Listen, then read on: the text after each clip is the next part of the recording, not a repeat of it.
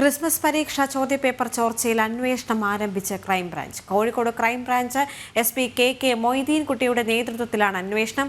ആരോപണ വിധേയരായ കൊടുവള്ളിയിലെ MS സൊല്യൂഷൻസ് എന്ന യൂട്യൂബ് ചാനലിന്റെ സിഇഒയുടെ മൊഴി ഉടൻ രേഖപ്പെടുത്തും. അതേസമയം പൊതുവിദ്യാഭ്യാസ വകുപ്പിൽ നിന്ന് വിവരങ്ങൾ ശേഖരിക്കാൻ അന്വേഷണ സംഘങ്ങൾ ചേർന്ന യോഗത്തിൽ തീരുമാനം. വിവരങ്ങളുടെ അടിസ്ഥാനത്തിൽ FIR ഇടുന്ന കാര്യത്തിലും തീരുമാനമുണ്ടാകും. ക്രിസ്മസ് പരീക്ഷയുടെ ചോദ്യപേപ്പർ ചോർന്ന സംഭവത്തിലാണ് ക്രൈംബ്രാഞ്ച് സംഘം അന്വേഷണം തുടങ്ങിയത്. 5 അംഗ സംഘത്തിനാണ് അന്വേഷണ ചുമതല. മലപ്പുറം ക്രൈംബ്രാഞ്ച് DYSP റജി കുന്നിപ്പറമ്പിലിനാണ് അന്വേഷണ ചുമതല.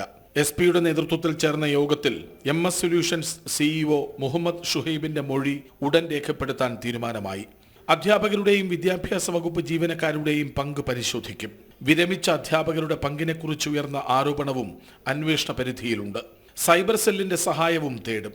വിദ്യാഭ്യാസ വകുപ്പിന്റെ പരാതിയിൽ DGP-യാണ് ക്രൈംബ്രാഞ്ച് അന്വേഷണത്തിന് ഉത്തരവിട്ടത്. ക്രൈംബ്രാഞ്ച് മേധാവി H വെങ്കിടേഷാണ് മേൽനോട്ടം വഹിക്കുന്നത്.